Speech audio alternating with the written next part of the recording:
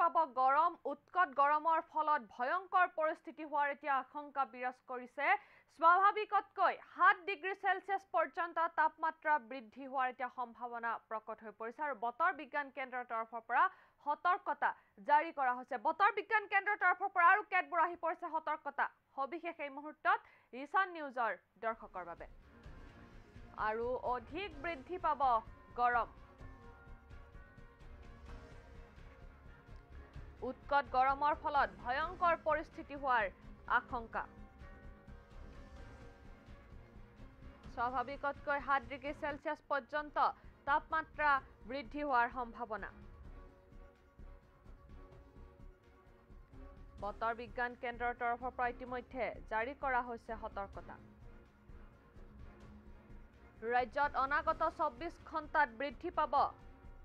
গৰম দুই এঠাইত গ্ৰীষ্ম প্ৰবাহ বলাৰ সম্ভাৱনা বতৰ বিজ্ঞান কেন্দ্ৰৰ গুৱাহাটী মহানগৰত 40 ডিগ্ৰী অতিক্ৰম কৰিলে ইতিমধ্যে তাপমাত্ৰাই গৰমৰ প্ৰকোপত জনজীৱন এতিয়া ব্যাহত হৈ পৰাৰ খবৰ লাভ কৰা হৈছে উৎকট গৰমৰ পৰা পৰিত্ৰাণ পাবলৈ কেইবাটাও পৰামৰ্শ আগবঢ়াইছে প্ৰশাসনে পৰ্যাপ্ত পৰিমাণে পানী খাবলৈ এতিয়া আহ্বান জনাইছে প্ৰশাসনৰ তৰফৰ পৰা নেমু চৰ্বত থেকেৰা চৰ্বত মৌচুমী ৰস বেলৰ ৰস খাবলৈ আহ্বান জনোৱা পৰিলক্ষিত হৈছে উল্লেখযোগ্য যে ক্ৰমাৎ এতিয়া অধিক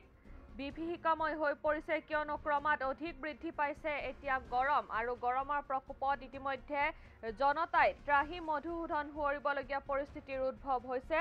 আৰু ক্ৰমাৎ অধিকৰ পৰা অধিক বৃদ্ধি পোৱা পৰিলক্ষিত হৈছে এতিয়া গৰম আৰু বতৰ বিজ্ঞান কেন্দ্ৰৰ তৰফৰ পৰা ইতিমধ্যে সতৰ্কবাণী আহি পৰিছে কিয়নো আৰু অধিক এতিয়া গৰম বৃদ্ধি পোৱাৰ সম্ভাৱনা প্ৰকট হৈ পৰিছে অনাগত 24 ঘণ্টাত 5 পৰা 6 ডিগ্ৰী সেলসিয়াছ তাপমাত্ৰা বৃদ্ধি পোৱাৰ আশংকা কৰা হৈছে আৰু গুৱাহাটী মহানগৰীত ইতিমধ্যে 40 ডিগ্ৰী অতিক্ৰম কৰিছে তাপমাত্ৰাই আৰু এতিয়া গৰমক কেন্দ্ৰ কৰি সৃষ্টি হৈছে বিভীষিকাময় পৰিস্থিতিৰ উল্লেখযোগ্য যে এতিয়া গৰমে বিভীষিকাৰ সৃষ্টি কৰা পৰিলক্ষিত হৈছে গৰমৰ ফলত কেতবোৰ অঞ্চলত সৃষ্টি হৈছে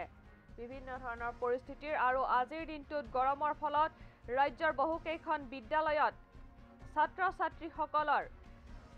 স্বাস্থ্যৰ অৱনতি ঘটাৰ খবৰ ইতিমধ্যে আমালৈ আহিছে আনহাতে দেশৰ বিভিন্ন প্ৰান্তত গৰমৰ যি প্ৰকোপ সেই গৰমৰ প্ৰকোপৰ ফলত সৃষ্টি হৈছে বিভীষিকাময় পৰিস্থিতিৰ আৰু গৰমক কেন্দ্ৰ কৰি এতিয়া সৃষ্টি হৈছে বিভীষিকাৰ আৰু বতৰ বিজ্ঞান কেন্দ্ৰৰ তৰফৰ পৰা ইতিমধ্যে সতৰ্কতা জাৰি কৰা হৈছে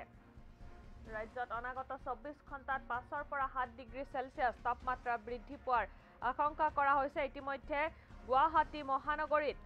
তাপমাত্ৰাই অতিক্ৰম কৰিছে 40 ডিগ্ৰীৰ ঘৰ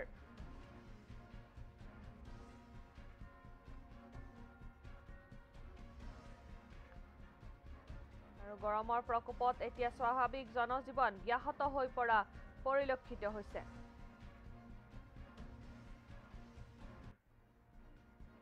পৰ্যাপ্ত পৰিমাণে পানী খাবলৈ আহ্বান জনোৱা হৈছে পানীৰ লগতে নেমু চৰ্বত থেকেৰাৰ চৰ্বত মৌচুমী ৰস বেলৰ ৰস খাবলৈও আহ্বান জনোৱা হৈছে ইতিমধ্যে স্বাস্থ্য যিসকল বিষয়া আছে তেওঁলোকেও জনসাধাৰণক সুৰক্ষিত হৈ থাকিবৰ বাবে আহ্বান জনাইছে আৰু বিভিন্ন ধৰণৰ গৰমত যিসমূহ খাদ্য সেৱন কৰিব লাগে সেইসমূহ খাদ্য সেৱন কৰি যাতে সুস্বাস্থ্যৰে জনসাধাৰণে জীৱন নিৰ্বাহ কৰিব পাৰে তাৰ বাবে আহ্বান জনোৱাও পৰিলক্ষিত হৈছে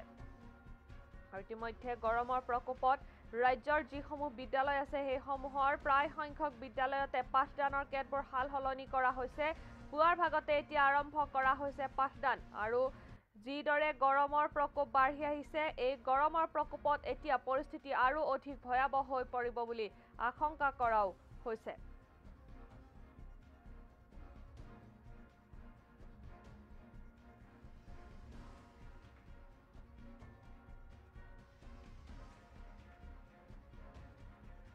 আৰু ক্ৰমাৎ এতিয়া গৰমৰ প্ৰকোপ বৃদ্ধি পাব বুলি বতৰ বিজ্ঞান কেন্দ্ৰৰ তৰফৰ পৰা আগজাননী আহি পৰিছে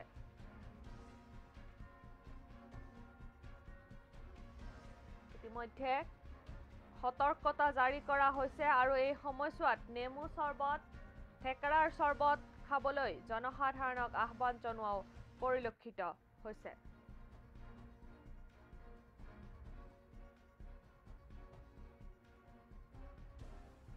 স্বাভাৱিকতকৈ 7 ডিগ্ৰী পৰ্যন্ত চেলচিয়াছ বৃদ্ধি পাব বুলি এতিয়া বতৰ বিজ্ঞান কেন্দ্ৰৰ তৰফৰ পৰা সতৰ্কতা জাৰি কৰা হৈছে। আৰু অনাগত সময়ত গ্ৰীষ্ম প্ৰভাৱৰ আশংকা কৰাও হৈছে। ইতিমধ্যে জনসাধাৰণৰ বাবে কেতবোৰ স্বাস্থ্য সজাগতা সম্পৰ্কীয় বিভিন্ন ধৰণৰ বাৰ্তা প্ৰেৰণ কৰিছে সচেতন মহলে। আৰু উৎকট গৰমৰ পৰা পৰিত্ৰাণ পাবলৈ কেইবাটাও পৰামৰ্শ আগবঢ়াইছে এতিয়া স্বাস্থ্য বিভাগৰ তৰফৰ পৰা।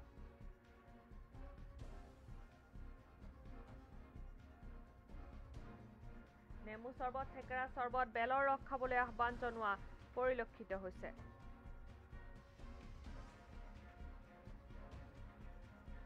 আৰু গৰমৰ ফলত এতিয়া সৃষ্টি হৈছে